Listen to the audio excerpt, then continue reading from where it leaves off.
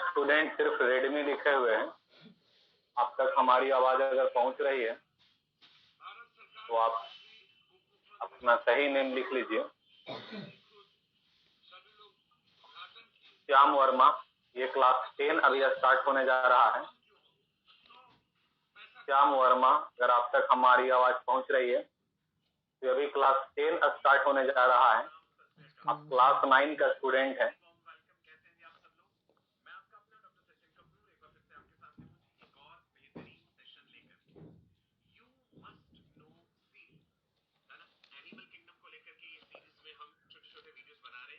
आज के इस एपिसोड में हम लोग डिस्कस करेंगे phylum Annelida, ANNELIDA, phylum Annelida. Annelida term derived है एन्युलस, एन्युलाई, है ना, रिंग्स, ऐसे ग्रूव जैसा स्ट्रक्चर है इनके शरीर के ऊपर। जैसे अगर आप अर्थवर्म को देखें, अर्थवर्म के शरीर में जो है सेगमेंट्स बनी हुई हैं और दो सेगमेंट्स के बीच में आपको ऐसा सर्कुलर सा स्ट्रक्चर नजर आएगा। राइट जी। बच्चों, आप लोग चैट के हेल्प से ये बताओ कि आप लोगों में लास्ट टॉपिक क्या पढ़ाई हुआ था। एक्टोडर्म, मेसोडर्म, एंडोडर्म, ये बायलेटरली सिमेट्रिकल एनिमल्स हैं। ऑर्गन सिस्टम चैट के हेल्प से ये बताओ कि आप लोगों में लास्ट टॉपिक क्या पढ़ाई हुआ था। एक्वेटिक भी है, राइट। इसके अलावा टेरेस्ट्रियल भी है, बेस स्टार्ट हुआ था। एक कॉमन पैरासिटिक फॉर्म अगर हमें एनेलिडा की पूछी जाए, दैट इज लीच। ठीक है, बेस का डिफिनेशन तक सिर्फ अभी बतलाया गया है। चलो ठीक है, आगे देखते हैं। अलग-अलग स्पीशीज। लीच जो है ब्लड सकिंग एक्टोपैरासाइट है।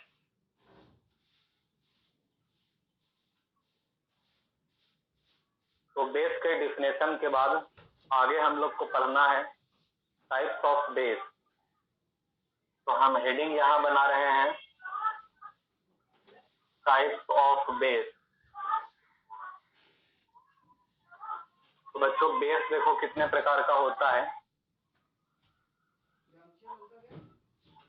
बेस देखो कितने प्रकार का होता है।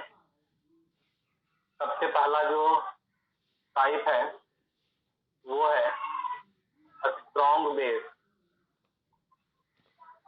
दूसरा जो टाइप है ये है वीक बेस।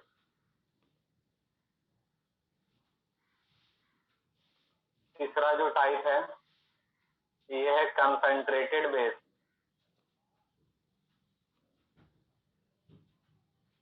Concentrated base. और चौथा जो है ये है डाइल्यूट बेस। तो यही बेस का टाइप है। बारी बारी से हम सभी टाइप को डिस्कस करते हैं। सबसे पहले स्ट्रॉन्ग बेस में आते हैं। बच्चों, स्ट्रॉन्ग एसिड की तरह स्ट्रॉन्ग बेस भी होता है। तो डिफिनेशन इसका ये होगा कि वैसा बेस जो वाटर में कंप्लीटली आयोनाइजेबल होता है। वैसा बेस जो वाटर में कंप्लीटली आयोनाइजेबल होता है, तो वैसे बेस को हम लोग स्ट्रॉन्ग बेस कहते हैं। वैसा बेस जो वाटर में कंप्लीटली आयोनाइजेबल है, तो वैसे बेस को हम लोग स्ट्रॉन्ग बेस कहते हैं। डिफिनेशन अगर हम लिखें तो कुछ इस तरीका से लिख सकते हैं कि those bases which are completely ionizable in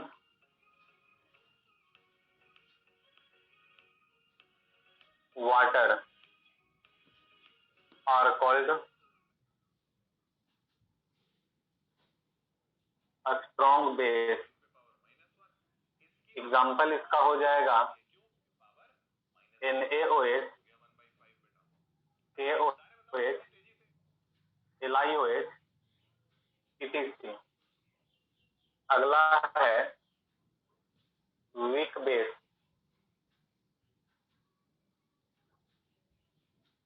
तो कहता है कि वैसा बेस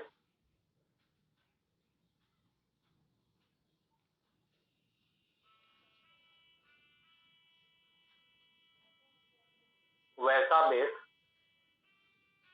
जो वाटर में इनकम्प्लीटली आयोनाइजेबल होता है, तो ऐसे बेस को हम लोग वीक बेस कहते हैं। Those bases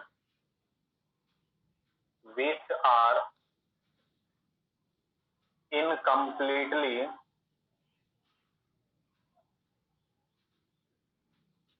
ionizable, those bases which are incompletely ionizable in water are called weak base। ये हो गया वीक बेस का डेफिनेशन। एग्जाम्पल हो जाएगा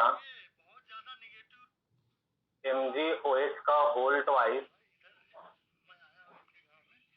NH4OH,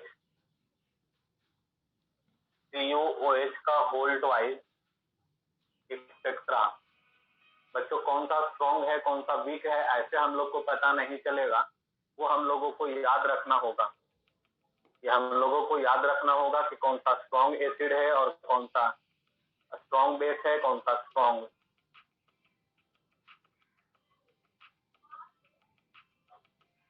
और वीक हम लोगों को याद करना पड़ेगा। इसके बाद अगला टाइप है कंसंट्रेटेड बेस। कंसंट्रेटेड बेस, तो कंसंट्रेटेड बेस वैसे बेस को कहते हैं जिसमें बेस का अमाउंट ज्यादा होगा और वाटर का अमाउंट कम होगा। एक ऐसा एक्वस बेस जिसमें बेस का अमाउंट ज्यादा हो और वाटर का अमाउंट कम हो, तो ऐसे एक्वस बेस को कंसंट्रेटेड बेस कहते हैं। डेफिनेशन ये होगा कि the aqueous base in which the amount of the aqueous base in which the amount of base is more than the amount of water is called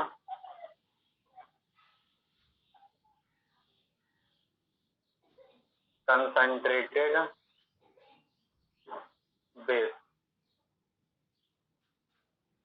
example अगर हम देखें तो कुछ इस तरीका से आप देख सकते हो कि मान लिया जाए कि सोडियम हाइड्रोक्साइड और वाटर का एक मिक्सचर लिया गया। वाटर का अमाउंट है मान लो 20 ग्राम और इस सोडियम हाइड्रोक्साइड का अमाउंट है मान लो 50 ग्राम। तो आप देख सकते हो कि बेस का अमाउंट वाटर के अमाउंट से ज्यादा है, इसीलिए कंसंट्रेटेड बेस कहलाएगा। उम्मीद करते हैं कि ये तीनों पॉइंट सबको समझ में आ गया होगा, क्योंकि इसी से मिलता जुलता पॉइंट हम लोग ऑलरेडी एसिड में पढ़ रखे हैं। तो सभी लोग जल्दी से इसका स्क्रीनशॉट ले लो, आगे बढ़ते हैं।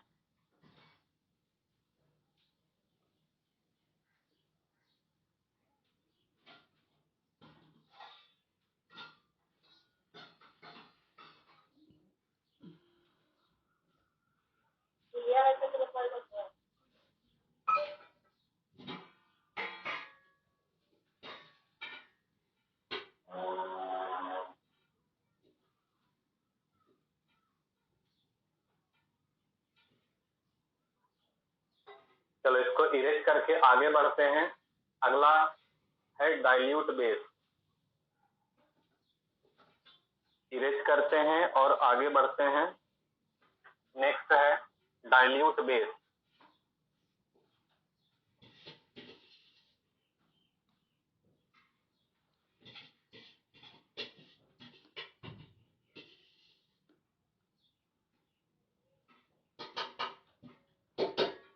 हेडिंग बना रहे हैं dilute base.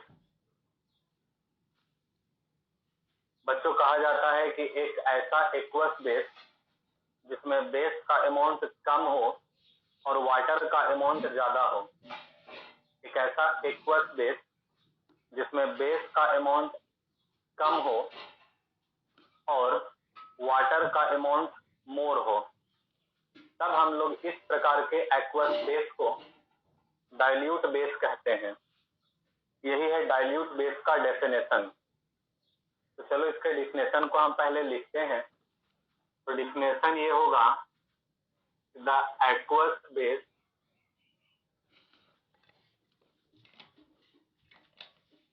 in which the amount of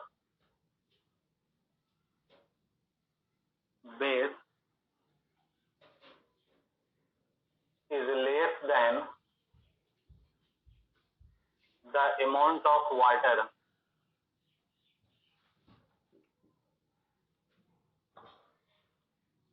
is called aqueous base, is called dilute base। यही है डाइल्यूट बेस का डेफिनेशन। एग्जाम्पल देखो, मान लो हम वही एग्जाम्पल ले लेते हैं, सोडियम हाइड्रोक्साइड को वाटर के साथ मिक्स कर देते हैं।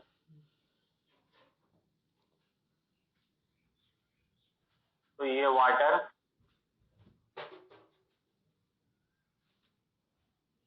मान लेते हैं कि 50 ग्राम ले लिए और उसमें सोडियम हाइड्रोक्साइड सिर्फ 20 ग्राम डालें, सिर्फ 20 ग्राम।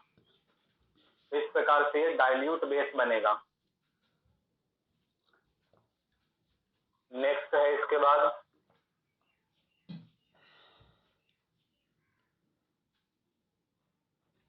एक नया टर्म बतला रहे हैं जो टाइप में हम नहीं लिखे थे, अल्कली।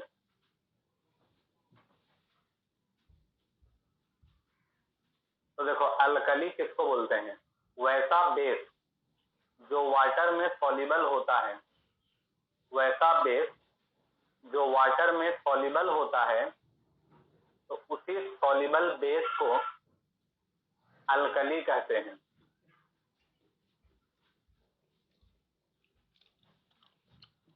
वैसा बेस जो वाटर में सॉल्युबल होता है, तो उसी वाटर सॉल्युबल बेस को अल्कली कहते हैं।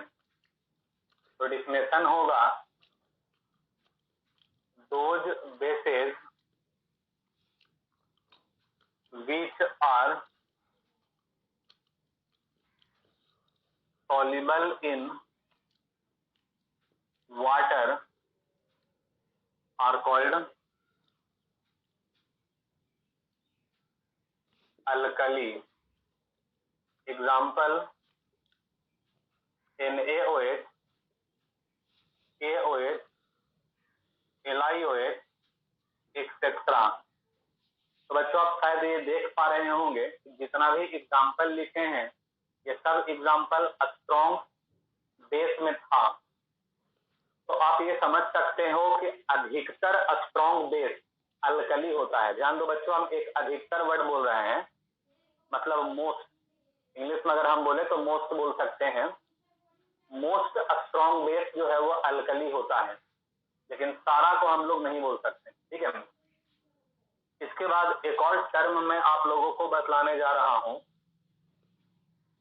इस टर्म को हम लोग बोलते हैं अल्कलाइन।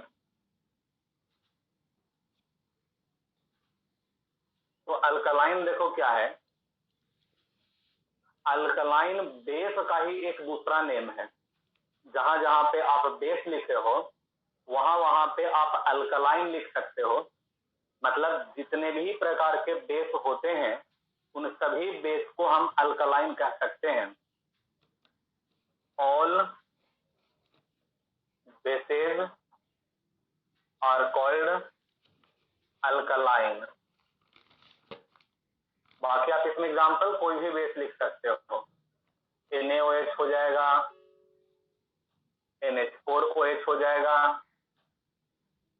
MgOH होल ट्वाइस हो जाएगा, एक्सेट्रा।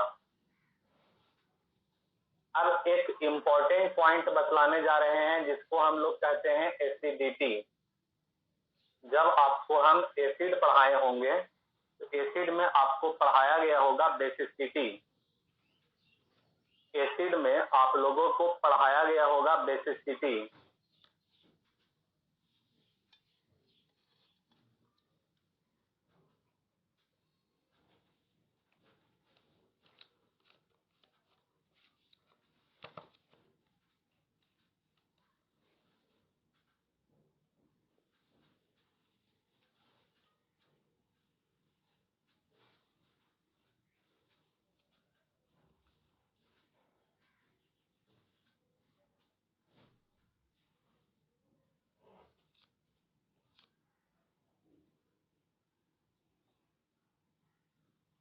और अगर नहीं हुआ रहेगा तो अभी जस्ट हम उसको दोनों को पढ़ा देंगे।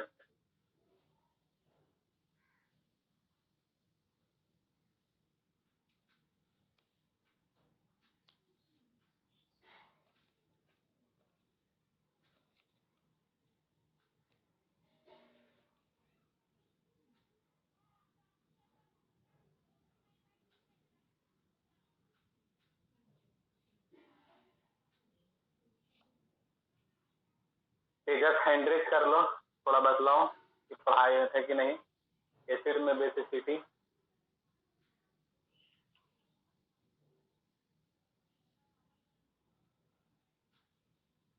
यस तेजस बतलाओ, पढ़ाए हो गया था सर, हो गया था। Yes sir. ठीक है, म्यूट हो जाओ। चलो तो यहाँ पर हम लोग पढ़ने जा रहे हैं एसिडिटी को। तो देखो एसिडिटी क्या है, कहता है कि कोई भी बेस में जितना number of OH group present होता है उसी नंबर ऑफ OH ग्रुप को उस बेस का एसिडिटी कहते हैं। मैं एक बार फिर से रिपीट कर रहा हूं, जितने भी बेस होते हैं उन बेस में जितना number of OH group present होगा उसी नंबर ऑफ OH ग्रुप को एसिडिटी कहते हैं। तो बच्चों डेफिनेशन इसका ये होगा कि the number of OH group present in a base is called its acidity। Example देखो, जैसे मान लो कि हम NaOH लिख दिए, तो इसमें OH ग्रुप क्या है बाबू, एक OH ग्रुप है, तो इसीलिए इसका एसिडिटी जो है वो 1 होगा। Acidity is equal to 1। अगला मान लो हम लिख दिए CaOH का होल ट्वाइस, तो आप देख सकते हो कि इसमें OH ग्रुप 2 है, इसीलिए इसका एसिडिटी जो है वो 2 होगा। Acidity is equal to 2। Next example AlOH का होल थ्राइस, तो OH का यहाँ पर कितना नंबर है, 3, तो इसीलिए इसका एसिडिटी कितना होगा, 3 होगा। ठीक है, सभी लोग जल्दी से इसका स्क्रीनशॉट ले लो, और अगर किन्हीं को कुछ समझने में प्रॉब्लम होगा तो वो हैंड रेज करके अपने कंफ्यूजन को दूर कर सकते हैं, लेकिन पहले आप सब लोग इसका स्क्रीनशॉट ले लो।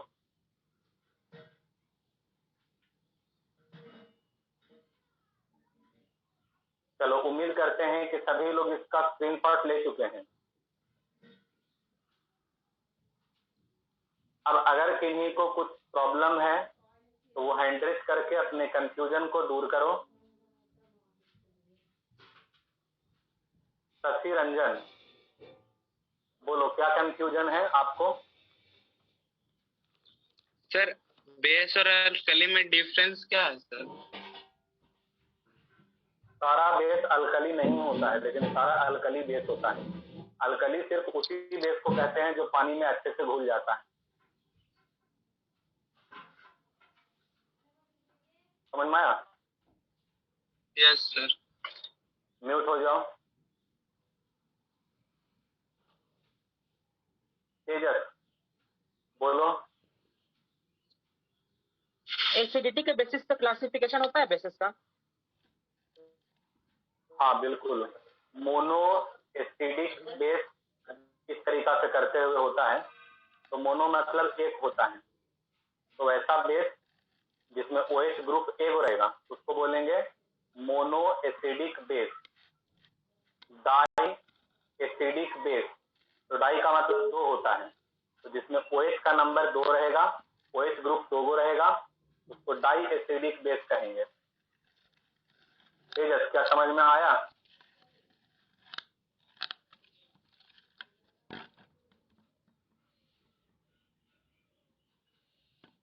तेजस क्या समझ में आया?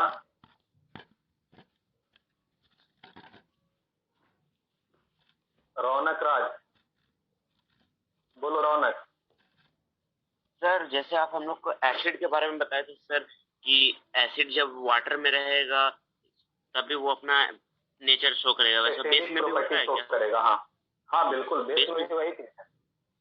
बेस भी अपना बेसिक प्रॉपर्टी तभी शो करेगा जब वो एक्वस फॉर्म में रहेगा, मतलब पानी में घुला हुआ रहेगा।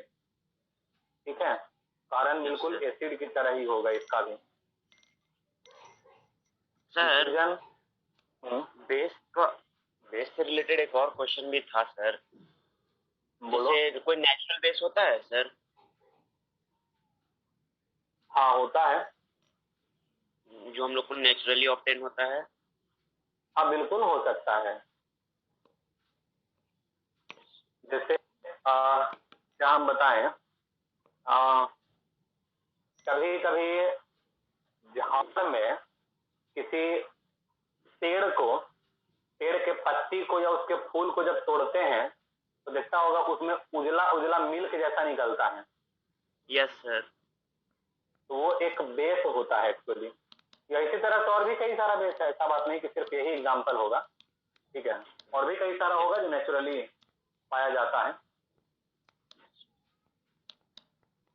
ठीक है रौनक, चलो आगे बढ़ते हैं। इसके बाद अब आगे हम पढ़ाने जा रहे हैं physical properties of base. Next topic is physical properties of base.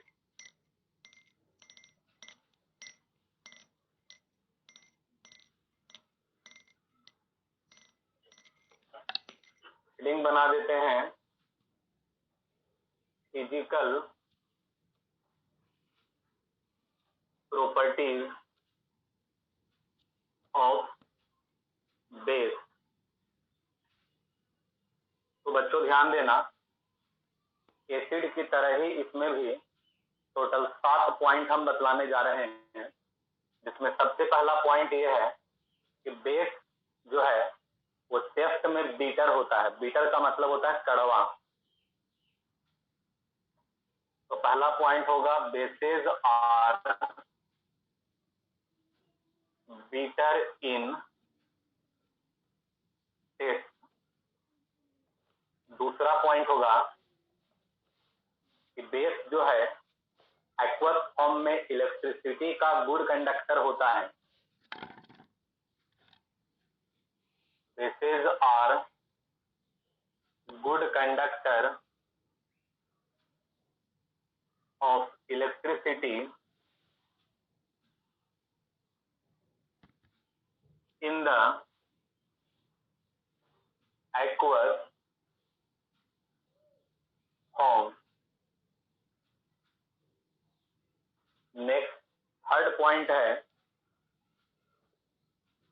कि बेस, जितना भी बेस होता है वो सारा बेस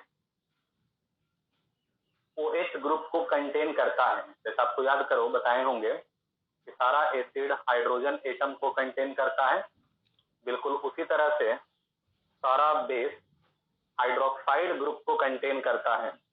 कौन सा ग्रुप? हाइड्रोक्साइड ग्रुप को कंटेन करता है। All bases contain hydroxide group. Hydroxide group का मतलब OH ग्रुप। तो देख लो एग्जांपल में NaOH है, इसमें भी OH ग्रुप है। अगला एग्जांपल अगर लिख दे KOH, इसमें भी OH ग्रुप है। अगला एग्जांपल लिख देते हैं CaOH का होल ट्वाइस, तो इसमें भी देखो OH ग्रुप है। या इसी प्रकार से और भी कई सारा एग्जांपल होगा। तो मोस्ट बेसेस में OH ग्रुप कंटेन करता ही है। चौथा पॉइंट ये होगा कि बेसिस रेड लिटमस पेपर को ब्लू में कन्वर्ट कर देगा। उल्टा होता है, एसिड में बताए थे कि ब्लू से रेड में कन्वर्ट होगा, लेकिन बेस में क्या बतला रहे हैं? रेड से ब्लू में कन्वर्ट होगा। Bases turn red litmus paper into blue. Red litmus paper को ब्लू में ये कन्वर्ट कर देगा। पांचवा पॉइंट, बेस का pH वैल्यू मोर देन 7 होगा। The pH value of base is more than 7। Base का pH वैल्यू मोर देन 7 होगा। छठा पॉइंट, बेस जो है वो बिल्कुल एसिड की तरह ही कलरलेस होगा। मोस्ट जो बेस होता है वो एसिड की तरह ही कलरलेस होता है। Bases are generally colourless. Base जो है वो जनरली कलरलेस होता है। सातवां पॉइंट कि बेस, कौन सा base? Strong base. Strong base जो है वो कोरोसिव इन नेचर होता है। अगला पॉइंट लिख रहे हैं, strong bases are corrosive in nature. Strong base जो है वो कोरोसिव इन नेचर होता है। जल्दी से सब लोग स्क्रीनशॉट ले लो। अब हम लोग केमिकल प्रॉपर्टी को स्टार्ट करेंगे, और आज मेरा कोशिश है कि आज इस बेस को पूरा कंप्लीट कर लिया जाए। सभी लोग जल्दी से स्क्रीनशॉट ले लो।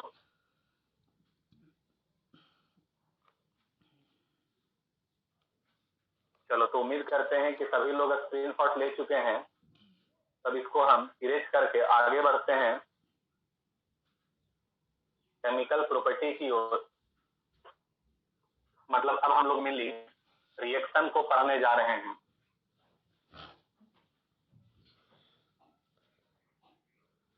तो बच्चों, अब हम हेडिंग बना रहे हैं chemical properties of base. Heading है chemical properties of base. Base का केमिकल प्रॉपर्टीज। तो बच्चों देखो, बेस का सबसे पहला प्रॉपर्टी ये है कि बेस एक्वस फॉर्म में हाइड्रोक्साइड आयन को प्रोड्यूस करता है। सबसे पहला प्रॉपर्टी कि बेस एक्वस फॉर्म में हाइड्रोक्साइड आयन को प्रोड्यूस करता है। पहला पॉइंट लिख रहे हैं, बेसेस गिव हाइड्रोक्साइड आयन, मतलब OH minus ion in the aqueous form. Aqueous form में हाइड्रोक्साइड आयन को प्रोड्यूस करता है बेस। जैसे एग्जांपल अगर हम लोग बात करें NaOH,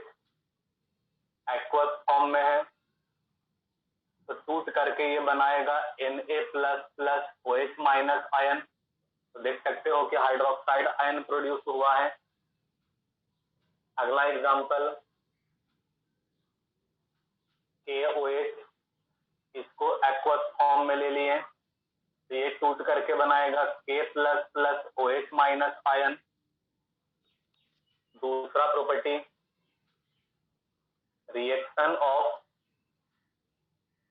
बेस विथ मेटल,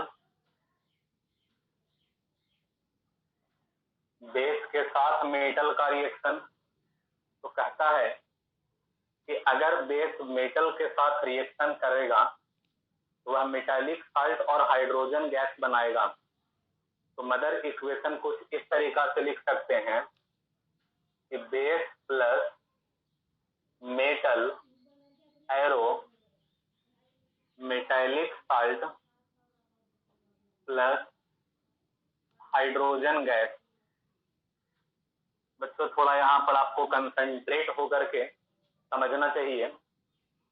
कोई ऐरा गैरा मेटल इसके साथ रिएक्शन नहीं करता है।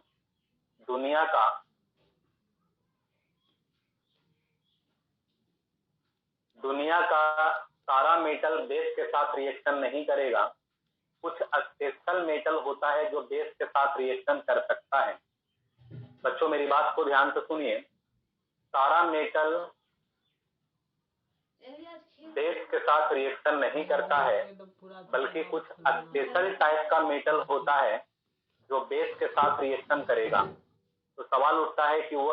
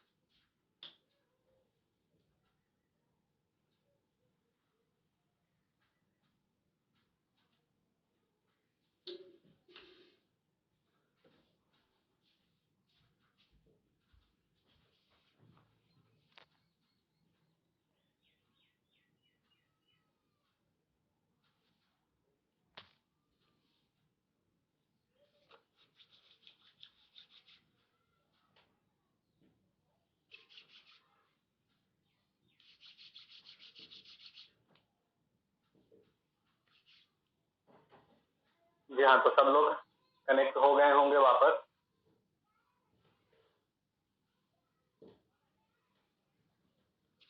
तो हम ये बता रहे थे कि दुनिया का सारा मेटल बेस के साथ रिएक्शन नहीं करता है, बल्कि कुछ स्पेशल मेटल होता है जो बेस के साथ रिएक्शन करता है।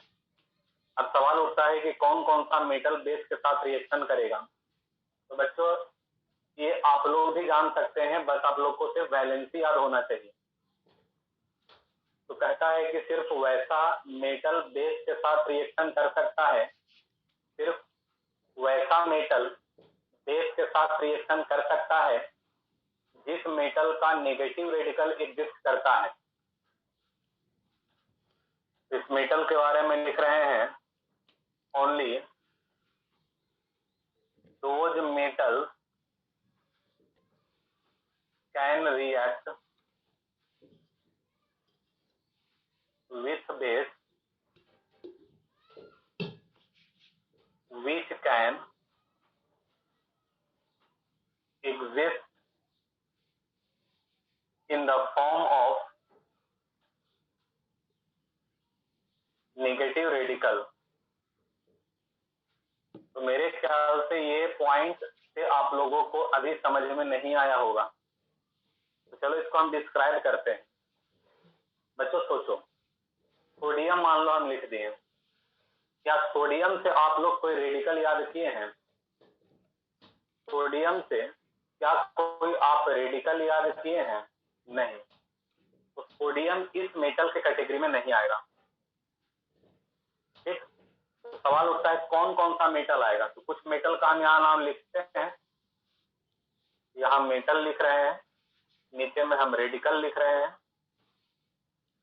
और इसके नीचे फिर हम वैलेंसी लिख रहे हैं उसका। ये 3 चीज हम लिख रहे हैं।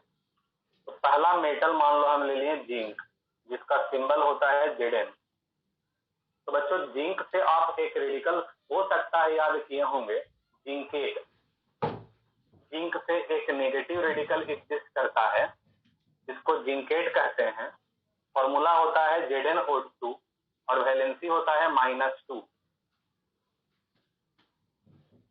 इसी तरह से अगला जो मेटल है वो है मान लो क्रोमियम, जिसका सिंबल होता है Cr। बच्चों आप अपने दिमाग पे जोर डालो और सोचो कि क्या क्रोमियम से कोई रेडिकल बन सकता है? यस, बन सकता है। एक क्रोमेट बन सकता है जिसका फॉर्मूला होता है CrO4, और दूसरा बन सकता है डाइक्रोमेट जिसका फॉर्मूला होता है Cr2O7। अगर वैलेंसी का बात करें तो इस क्रोमेट का वैलेंसी होता है -2 और इस डाइक्रोमेट का भी वैलेंसी होता है -2। ठीक है, चलो अब एग्जाम्पल की ओर हम लोग आते हैं। तो एक बेस ले लेते हैं जो NaOH है, ये जिंक के साथ रिएक्शन किया। तो बच्चों आप जिंक को जिंक की नजर से मत देखो, जिंक को आप देखो कि ये जिंकेट है। जिंक को आप जिंक की नजर से ना देखें, जिंक को समझे कि ये जिंकेट है। बच्चों जिंकेट एक नेगेटिव रेडिकल होता है, तो नेगेटिव रेडिकल जब भी कंबाइन करेगा तो पॉजिटिव रेडिकल के साथ, तो कौन है यहाँ पर पॉजिटिव रेडिकल? सोडियम। ये वाला सोडियम और ये वाला जिंकेट आपस में रिएक्शन कर लेगा तो बना लेगा सोडियम जिंकेट। क्या बनाएगा? Sodium zincate. सोडियम का फॉर्मूला Na, जिंकेट का फॉर्मूला ZnO2, जिंकेट का वैलेंसी होता है 2, तो 2 यहाँ आ जाएगा, प्लस हाइड्रोजन गैस मतलब H2 गैस बन करके ये उड़ जाएगा। H2 गैस बन करके ये उड़ जाएगा, इसका नाम हो गया सोडियम जिंकेट। ये बहुत इंपॉर्टेंट रिएक्शन है, इसको हम ट्रिपल स्टार लगा दे रहे हैं। ये 2 प्रॉपर्टीज हुआ, 4 प्रॉपर्टी अभी और हम लोगों को पढ़ना है। जल्दी से सभी स्टूडेंट इसका स्क्रीनशॉट ले लो। जितने भी स्टूडेंट कनेक्टेड हैं वो जल्दी से सब लोग इसका स्क्रीनशॉट ले लो, और अगर किन्हीं को कुछ कंफ्यूजन लग रहा है तो वो बेझिझक हैंड रेज करके अपने कंफ्यूजन को दूर कर सकता है। अगर किन्हीं स्टूडेंट को मेरे बतलाने के बावजूद समझ में अगर नहीं आया है तो वो आराम से हैंड रेज करके अपने कंफ्यूजन को दूर कर सकता है।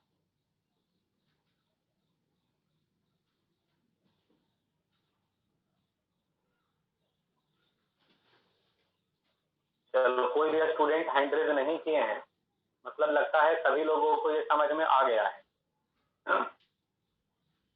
चलते हैं अब तीसरा रिएक्शन में।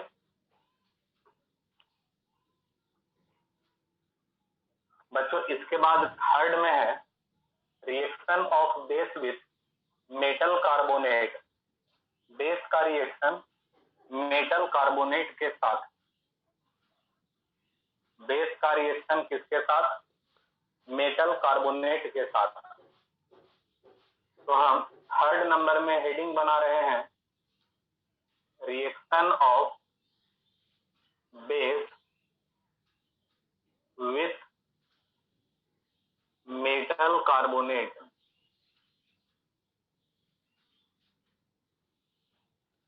तो बच्चों कहता है कि बेस मेटल कार्बोनेट के साथ रिएक्शन नहीं करता है। कहा जाता है कि बेस मेटल कार्बोनेट के साथ रिएक्शन नहीं करता है। तो हम कुछ इसका इस तरीका से लिख सकते हैं कि base plus metal carbonate, arrow दे करके लिख देंगे नो रिएक्शन। एग्जाम्पल अगर हम लोग बात करें तो बेस के जगह पर मान लो NaOH ले लिए, मेटल कार्बोनेट के जगह पे CaCO3 ले लिए। तो रिएक्शन नहीं होगा तो यहाँ एरो दे करके लिख देंगे नो रिएक्शन। दिमाग इसमें नहीं लगाना है, रिएक्शन नहीं हो रहा है तो एरो दे करके लिख देंगे नो रिएक्शन। इसके बाद चौथा में है reaction of base with metal bicarbonate.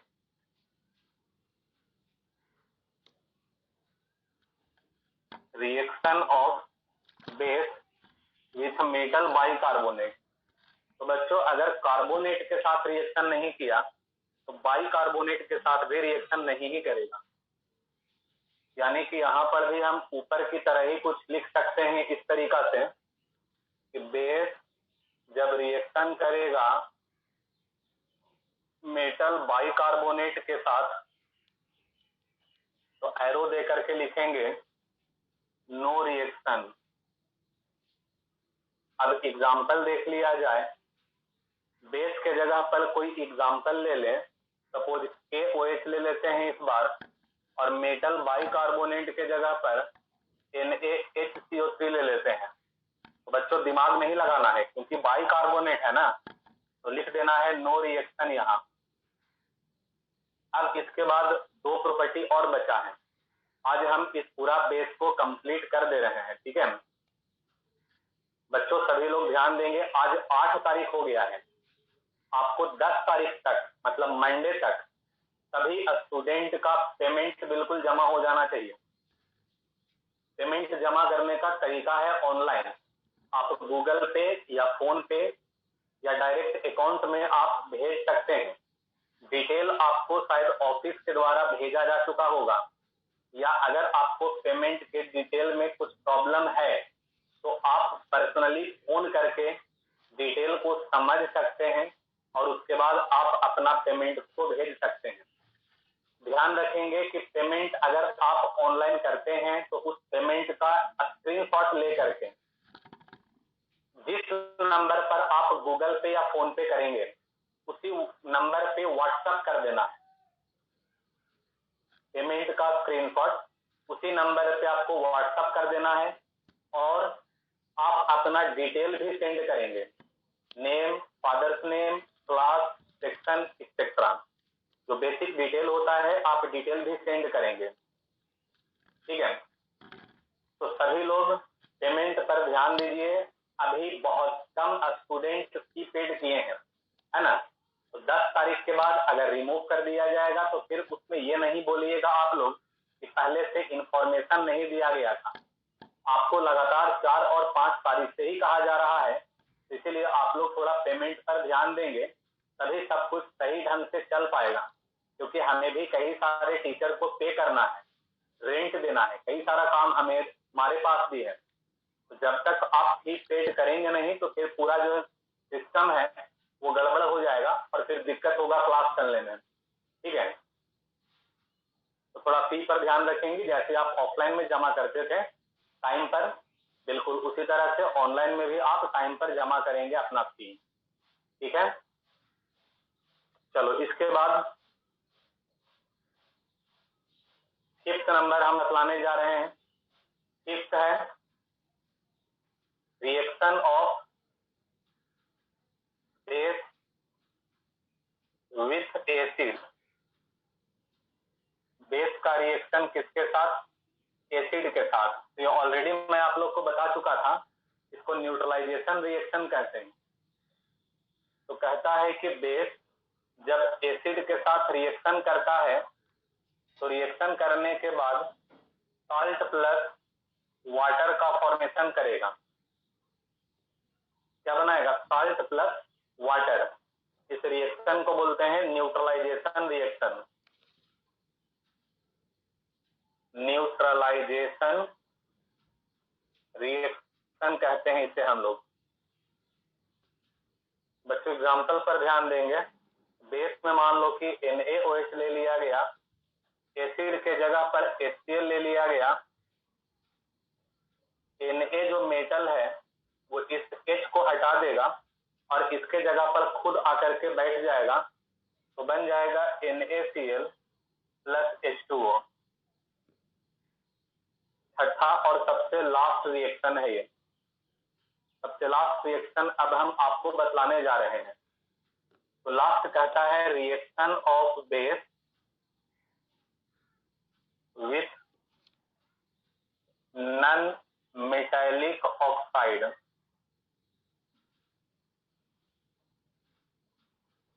तो नॉन मेटालिक ऑक्साइड अगर समझने में दिक्कत हो रहा है तो नॉन मेटल ऑक्साइड सिर्फ लिख देते हैं, मतलब नॉन मेटल का ऑक्साइड है। तो बच्चों एसिड में हम आपको पढ़ाए थे, अगर मेटल का ऑक्साइड होता है तो वो बेसिक इन नेचर होता है, लेकिन नॉन मेटल का जो ऑक्साइड होता है, ये जो नॉन मेटल का ऑक्साइड है, ये नॉन मेटल का ऑक्साइड किस नेचर का होता है? एसिडिक नेचर का होता है। एसिडिक नेचर का होता है। मदर इक्वेशन लिखते हैं, रिएक्शन ऑफ बेस, यहां थोड़ा छूट गया है, reaction of base with non metal oxide. तो कहता है कि बेस जब रिएक्शन करेगा नॉन मेटल ऑक्साइड से तो बनाएगा साल्ट प्लस वाटर। एग्जाम्पल देखो, बेस में मान लिया जाए कि हम लोग ले लिए हैं CaOH का whole twice, non metal oxide में ले लिए हैं CO2 कार्बन डाइऑक्साइड। तो बच्चों देखो सोचिएगा कैसे, वो सुन लो।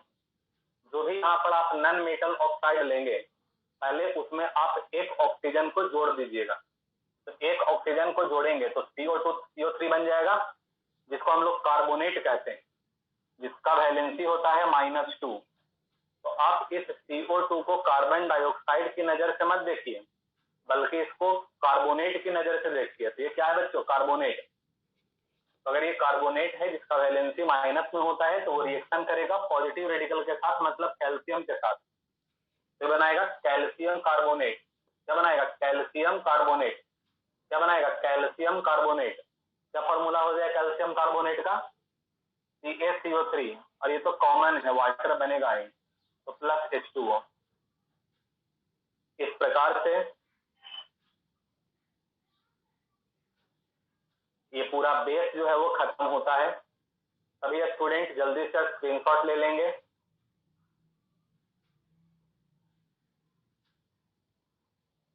और अगर किन्हीं स्टूडेंट को समझने में कुछ प्रॉब्लम हो रहा है तो वो हैंड रेज करके अपने कंफ्यूजन को दूर कर सकते हैं।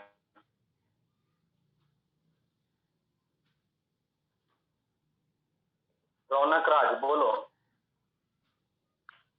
सर अगर यहाँ पे CO2 की जगह CO लेते उसमें प्लस एक ऑक्सीजन जोड़ा जाता तो CO2 हो जाता, तब रिएक्शन कैसा रहता सर? रिएक्शन नहीं करता, नो रिएक्शन होता।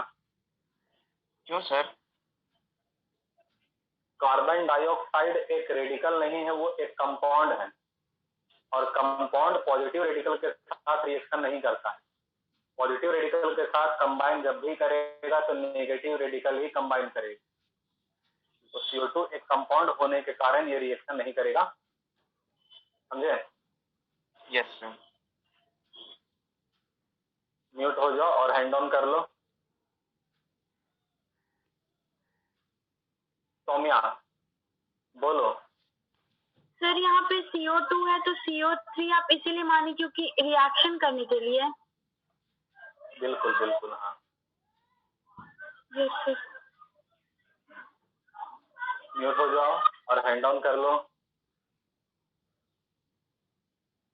चलो, तो इसके बाद अब हम लोग अगले क्लास में साल्ट पढ़ेंगे, ठीक है? तो आज क्लास हम ओवर कर रहे हैं।